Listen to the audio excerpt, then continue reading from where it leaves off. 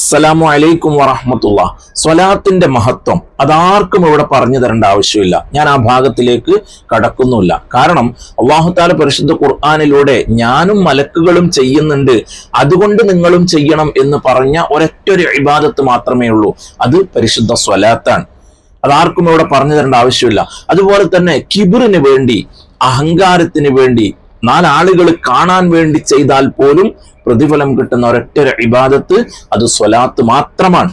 നാലാളുകൾ കാണട്ടെ ഞാൻ സ്വലാത്ത് ചൊല്ലുന്നത് എന്നും പറഞ്ഞിട്ട് ചൊല്ലിയാൽ പോലും പ്രതിഫലം കിട്ടുന്ന ഒരു ഇബാദത്ത് സ്വലാത്താണ്. എന്നാൽ നമ്മുടെ ഇടയിൽ ഒരുപാട് സ്വലാത്തുകൾ നമ്മൾ കാണുന്നുണ്ട്. സ്വലാത്തു താജ്, സ്വലാത്തു നാരിയ, സ്വലാത്തുൽ ഫാത്തിഹ്, അതുപോലെ തന്നെ സ്വലാത്തുൽ ഇബ്രാഹിമിയ, ഇങ്ങനെ ഒരുപാട് സ്വലാത്തുകൾ പല പേരിലായിട്ട് പല സ്വലാത്തുകളുണ്ട്. ഇതിൽ ഏറ്റവും ശ്രേഷ്ഠമായ സ്വലാത്ത് ഏതാണ്? സ്വലാത്ത് ഒക്കെ റസൂലുള്ളാഹി സ്വല്ലല്ലാഹു അലൈഹി വസല്ലം തങ്ങളുടെ പേരിലുള്ളത് തന്നെയാണ്. എന്നാൽ ഓരോ സ്വലാത്തിനും അതിൻ്റെതായ പ്രത്യേകതകളുമുണ്ട്. എന്നാൽ ഏറ്റവും ശ്രേഷ്ഠമായ സ്വലാത്ത് ഏതാണ്? അത് പരിശുദ്ധമായ സ്വലാത്തു ഇബ്രാഹിമിയാണ്.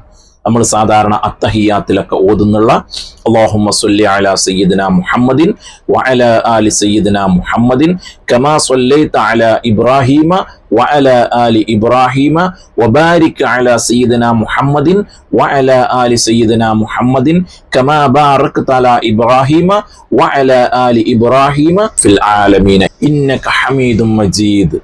ഇതാണ് ആ സ്വലാത്ത്. ഈ സ്വലാത്താണ് ഏറ്റവും ശ്രേഷ്ഠമായ സ്വലാത്ത്. നമ്മൾ ഏത് സ്വലാത്ത് ചൊല്ലിയാലും റസൂലുള്ളാഹി സ്വല്ലല്ലാഹു അലൈഹി വസല്ലം തങ്ങളുടെ പേരിലുള്ള സ്വലാത്ത് തന്നെയാണ്. നമ്മൾ സാധാരണ ചൊല്ലാറുള്ള സ്വല്ലല്ലാഹു അലാ മുഹമ്മദ് സ്വല്ലല്ലാഹു അലൈഹി വസല്ലം, ഈ സ്വലാത്ത് തന്നെ ഏറ്റവും ശ്രേഷ്ഠമായതാണ്. അത് നമ്മൾ നിയ്യത്തും വേണ്ട, ഒന്നും വേണ്ട. കൂടാതെ സ്വലാത്ത് ഏത് സമയത്തും ആർക്കും ചൊല്ലാവുന്നതാണ്. ഇനി ഹൈളുകാരിയാണെങ്കിലും നിഫാസുകാരിയാണെങ്കിലും കുളി നിർബന്ധമായ ആളുകളാണെങ്കിലും ഏത് സമയത്തും സ്വലാത്ത് ചൊല്ലാൻ പറ്റാത്ത ഒരു സമയവുമില്ല. എപ്പോഴും നമുക്ക് ചൊല്ലാം. പിന്നെ നമ്മൾ നജസുമായി ബന്ധപ്പെടുന്ന സമയത്ത്, ഉദാഹരണത്തിന് ബാത്റൂമിലാണെങ്കിലോ അല്ലെങ്കിൽ കുളിമുറിയിലാണെങ്കിലോ അല്ലെങ്കിൽ വേറെന്തെങ്കിലും നജസുമായി അല്ലെങ്കിൽ വൃത്തിയില്ലാത്ത സ്ഥലങ്ങളിൽ, വൃത്തിയില്ലാത്ത സമയങ്ങളിൽ അവിടെയൊന്നും സ്വലാത്ത് നമ്മൾ ചൊല്ലരുത്. കാരണം എന്താ? ആ സ്വലാത്തിനെ ബഹുമാനിച്ചുകൊണ്ട് നമ്മൾ ചൊല്ലാൻ പാടില്ല. അല്ലാത്ത ഏത് സമയത്തും നമുക്ക് ചൊല്ലാവുന്നതാണ്.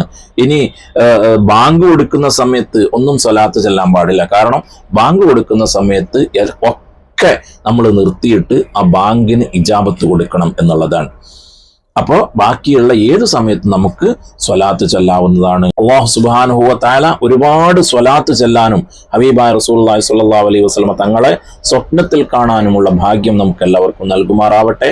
അതുപോലെ ജീവിതത്തിൽ ഒരു പ്രാവശ്യമെങ്കിലും മഖ്ബൂലും മബ്റൂറുമായ ഹജ്ജും ഉംറയും സിയാറത്തും ചെയ്യാനും ആ മദീന മുനവ്വറയിൽ പോയി ഒരു സ്വലാത്തും സലാമും പറയാനും നമുക്കെല്ലാവർക്കും അല്ലാഹു തആല തൗഫീഖ് നൽകട്ടെ.